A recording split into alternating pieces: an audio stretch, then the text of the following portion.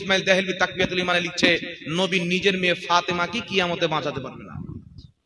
তাই আব্দুর রাজ্জাক বাংলাদেশের বলছে নবী কিয়ামতে ফেল ফেল করে তাকিয়ে থাকবে, আমার নেকির পাল্লা ভারী হচ্ছে না, গুনহার পাল্লা ভারী হচ্ছে। নাউজুবিল্লাহ।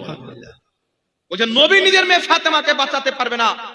নবী নিজের মেয়ে ফাতেমাকে আল্লাহ পাক পরওয়ারদিগারে আলাম নবীর মেয়ে ফাতেমাকে জান্নাতি মহিলাদের সরদারনি বানিয়েছেন, আর এই গাধার বেটা বলছে নিজের মেয়ে ফাতেমাকে বাঁচাতে পারবে না। এর চাইতে মিথ্যা কথা হতে পারে? অনেক জাল হাদিস তৈরি করে এরা রাসূলুল্লাহর এবং আল্লাহর তাওহীন করেছে। আল্লাহ মিথ্যা বলতে পারে, যেই ব্যক্তি বলবে ওই ব্যক্তি কাফির, মুসলমান থাকতে পারে না, জঘন্য বিদাতি। আরো অসংখ্য বিদাতি আকীদা তাদের মধ্যে বিদ্যমান রয়েছেন। এই জন্য তারা মুসলমানই প্রমাণ হচ্ছে না, ওদের মাযহাব আবার কি আছে। লাস্ট একটা কথা ওদের ব্যাপারে বলে দিই, কিতাবটির নাম হচ্ছে সিরাতে সানাইয়া, লেখকের নাম হচ্ছে আহলে হাদিসদের ইমাম সানাউল্লাহ অমৃতসরি। এই কিতাবের মধ্যে লিখছে ভারতের মাটিতে যখন ইংরেজদের হুকুমত ছিল, আমরা ইংরেজদের কাছে গেলাম যে আমাদের ওয়াহাবি নামটা চেঞ্জ করে দেন।